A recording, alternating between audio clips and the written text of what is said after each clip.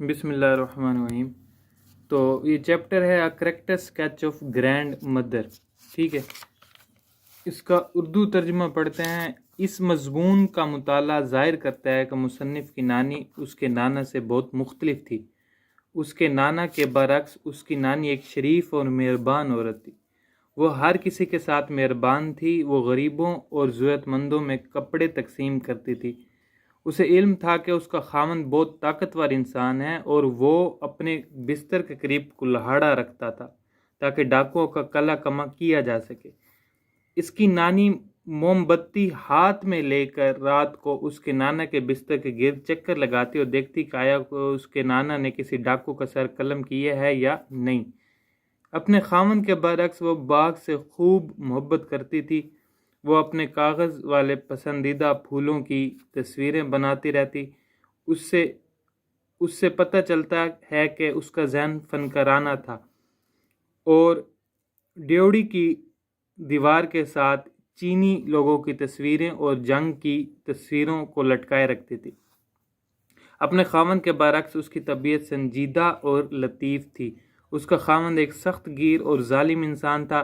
وہ اصول پرست انسان تھا اور وہ کسی کو ان اصولوں کو توڑنے کی اجازت نہیں دیتا تھا۔ مصنف کے ماموں اور خالائیں بھی سخت نظم و ضبط کے پابند لوگ تھے۔ اس کا سب سے چھوٹا ماموں ایک مضبوط اور مزاحیہ انسان تھا۔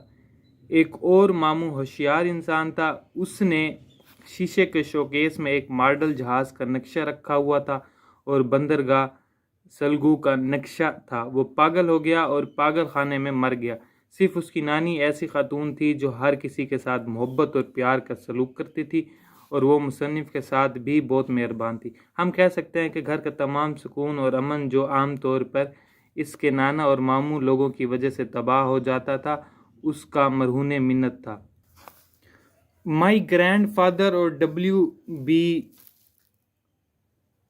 ڈبلیو بیٹس کی خود نوشت سے لیے ہوئے صفحے کے برابر مضمون۔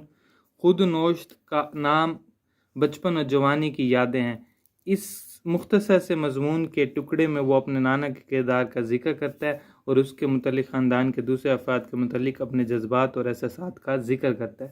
اسکول کے طالب علم کی حیثیت سے وہ اپنی چھٹیاں اپنے نانا کے گھر جو سیلگو میں واقع تھا گزارتا ہے۔ وہ ہمیں بتاتا ہے کہ بچپن میں اسے کئی قسم کے ڈر اور خدشات لاحق رہے ہیں اور وہ ایک غمزدہ اور افسردہ بچہ تھا، لیکن یہ خدشات اور پریشانیاں اس کے اپنے ذہن کی پیداوار تھیں۔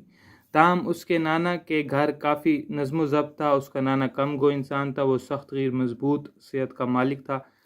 وہ کسی کو اس بات کی اجازت نہیں دیتا تھا کہ وہ نظم و ضبط کے اصول توڑے۔ اس کا نانا کبھی بھی اس کے ساتھ سخت رویہ نہیں رکھتا تھا، لیکن اس سے ڈرنے اور اس کی تعریف کرنے کا عام رواج تھا۔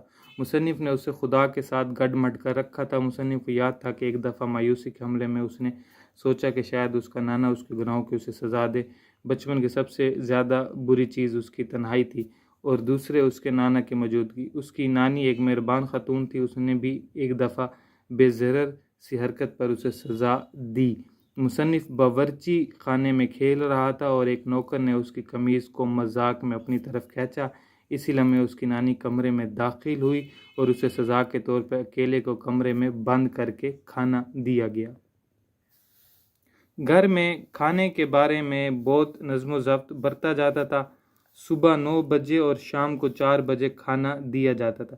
ایک دفعہ ایک ماموں نے مصنف کو اس وقت ڈانٹا جب دونوں کھانوں کے وقفے کے درمیان وہ کچھ کھاتا ہوا پایا گیا۔ ایک دفعہ بچپن میں اس نے اپنی خچر کی لگام کھینچی اور اسے ایک ضرب لگائی۔ اس پر نمائش کرنے کا الزام لگایا گیا۔ یہ ایک بہت بڑا جرم شمار کیا جاتا تھا۔ اسے اپنے بچپن میں سوائے دکھ کے اور کچھ یاد نہ تھا۔